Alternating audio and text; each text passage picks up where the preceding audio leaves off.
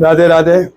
भारत माता की जय। वंदे मातरम। जय श्री सच्चिदानंद। आज रोज જ્યારે સ્થાનિક ચૂંટણીનો જેને કહી શકાય પ્રચાર પ્રસાર શરૂ થઈ ગયો છે ત્યારે એ સંદર્ભમાં આજ રોજ રત્નાલ મધ્યે જ્યારે કાર્યાલયનું ઉદ્ઘાટન થયું છે એ ઉદ્ઘાટન પ્રસંગે ઉપસ્થિત સર્વ સંતો મંતો ભગવાન દાસજી મહારાજ હોય, ઠાકર મંદિરના પૂજારીઓ હોય, બાવાજી હોય, જેટલા ગામમાં તીર્થો છે એ બધાના પૂજારીશ્રીઓએ આશીર્વાદની સાથે આ કાર્યાલયનું ઉદ્ઘાટન કરવામાં આવ્યું છે. આ પ્રસંગે આપણા પોતાના કહી શકાય આપણા મત વિસ્તારના ધારાસભ્ય અને શિક્ષણ મંત્રી એવા ત્રિકમભાઈ તથા જિલ્લા ભાજપના પ્રમુખ દેવજીભાઈ અને સમગ્ર જે ઉમેદવારો છે તાલુકાના જિલ્લાના રત્નાલ સીટના એ પણ હાજર રહ્યા હતા. અને સર્વ ગામની આસપાસના વિસ્તારમાં જે જિલ્લાની સીટ પર આવતા હોય એવા આસપાસના ગામડાવાળા તાલુકાના સર્વ ગામડાવાળો હાજર રહ્યા હતા અને બંને ઉમેદવારોને ખૂબ ખૂબ હૃદયપૂર્વકની શુભકામના પાઠવી હતી. આ પ્રસંગે દેશના વિકાસના જે કાર્ય થયા છે એ કાર્યની વિગત આપી હતી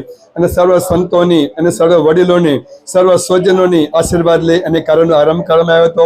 કાર્યકરોને બંનેને ખૂબ શુભેચ્છાઓ. ભારત માતા કી જય. વંદે માતરમ. જય જય ગરીબ ગુજરાત. રાધે રાધે.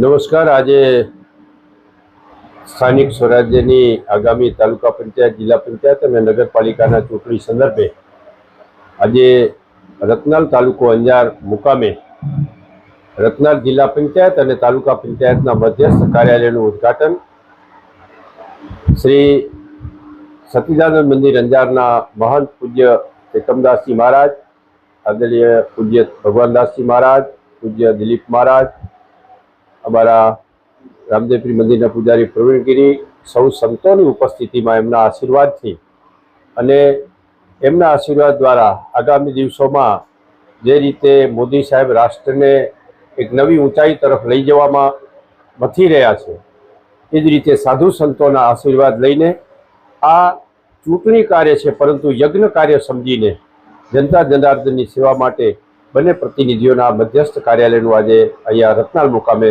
શુભારંભ કરવામાં આવ્યો.